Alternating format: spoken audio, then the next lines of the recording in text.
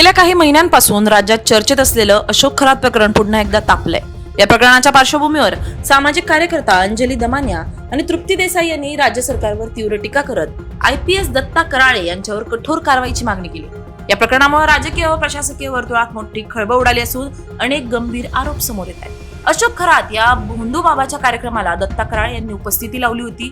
या घटनेचा व्हिडिओ आणि फोटो अंजली दमानिया यांनी सोशल मीडियावर शेअर करत गंभीर प्रश्न उपस्थित केले। वरिष्ठ पोलीस अधिकाऱ्यांनी अशा कार्यक्रमात सहभागी होणं हे सेवा नियमांचं आणि पोलीस दलाच्या प्रतिष्ठेचं जाहीर उल्लंघन असल्याचा दावा दमानिया यांनी केला। तसेच या प्रकरणामुळे जनतेचा पोलीस प्रशासनावरील विश्वास डळमळीत झाल्याचा गंभीर आरोपही त्यांनी केला। दमानिया यांनी सुरुवातीपासूनच दत्ता कराळे यांच्या निलंबनाची मागणी केली होती। त्यांनी गृहमंत्र्यांकडेही या संदर्भात तक्रार केली असून कठोर कारवाईची मागणी लावून धरली आहे। 15 राज्यातील पोलीस दलात मोठ्या प्रमाणात बदल्या करण्यात आल्या। या बदल्यांमध्ये दत्ता कराळे यांचंही नाव असल्यानं त्यांना केवळ बदली देण्यात आली असून निलंबन करण्यात आलेलं नाही। यावरून पुन्हा एकदा वाद निर्माण झालाय। या निर्णयावरून अंजली दमानिया या राज्य सरकारवर जोरदार निशाणा साधतायत। दत्ता कराळे यांची केवळ बदली पुरेशी नाही तर त्यांचे तात्काळ निलंबन करून SIT चौकशी करणं आवश्यक आहे अशी ठाम भूमिका त्यांनी घेतली। तसेच त्यांनी कराळे यांच्यावर CBI चौकशी सुरू असल्याचा दावा करत या प्रकरणात आणखी गंभीर बाबी उघड होण्याची शक्यता व्यक्त केली। दरम्यान सामाजिक कार्यकर्त्या तृप्ती देसाई यांनीही या प्रकरणात उडी घेतली। त्यांनीही दत्ता कराळे यांची बदली झालेली असली तरी त्यांचं निलंबन करून SIT चौकशी करावी अशी मागणी गृहमंत्र्यांकडे केली। त्यांनीही सरकारच्या भूमिकेवर प्रश्नचिन्ह उपस्थित केले। या संपूर्ण प्रकरणात भोंदूबाबा अशोक खरातच्या मंचावर आयजींनी केलेलं वादग्रस्त भाषण हा मुद्दा पुन्हा एकदा चर्चेत आलाय।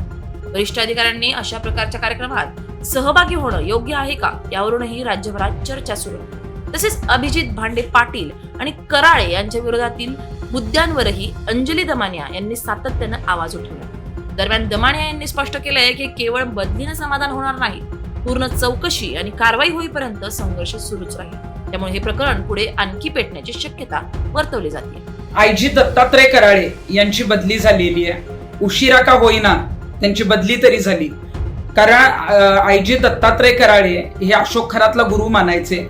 गुरुपौर्णिमेच्या कार्यक्रमाचे अनेक फोटो आणि भाषणं त्यांची व्हायरल झालेली आहेत। आणि ज्या वेळेला हे पेनड्राईव्ह 2025ला बाहेर येणार होते तेव्हा ज्यांच्याकडून हे पेनड्राईव्ह व्हायरल होणार होते त्यांच्यावर खंडणीचा गुन्हा दाखल करून पेनड्राईव्ह गायब करण्याचं काम IG दत्तात्रय कराळेंच्या माध्यमातून झालेलं होतं। आणि अनेक वेगवेगळ्या गुन्ह्यांना पाठीशी घालण्याचं काम आणि अशोक खरातला वाचवण्याचं काम IG कराळेंच्या माध्यमातून झालेलं होतं। बदली तर झालेलीच आहे, पण माझी गृहमंत्र्यांना विनंती आहे की त्यांची SIT चौकशी व्हावी आणि त्यांचं लवकरात लवकर निलंबन सुद्धा व्हावं। IG दत्ता कराळे यांची बदली करण्यात आली आहे हे ऐकून बरं वाटलं। खरं तर हे बदली नाही, निलंबन व्हायला हवं होतं, कारण त्यांच्या विरुद्ध अशोक खरातांच्या प्रकरणामध्ये आपण तो व्हिडिओ बघितला ज्याच्यात ते त्यांच्या मंचावरनं भाषण देत होते। खरं तर एका IG पदावर असलेल्या व्यक्तीने असं करणं अतिशय चुकीचं आहे आणि त्यांच्यासारखी लोक ज्या मंचावरनं भाषण देतात म्हणूनच जनतेचा विश्वास हे अशोक खरातांसारख्या लोकांवर बसतो।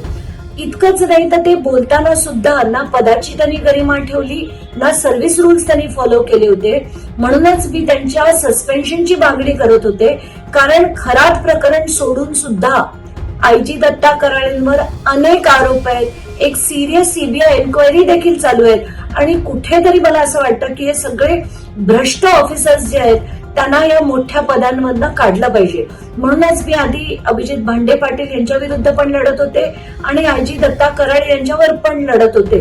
तर आताच्या घटनेला ही बातमी ऐकून थोडं बरं वाटलंय। खरं तर ही कारवाई ही बदलीची नाही तर निलंबनाची असायला हवी होती असंच माझं मत आहे।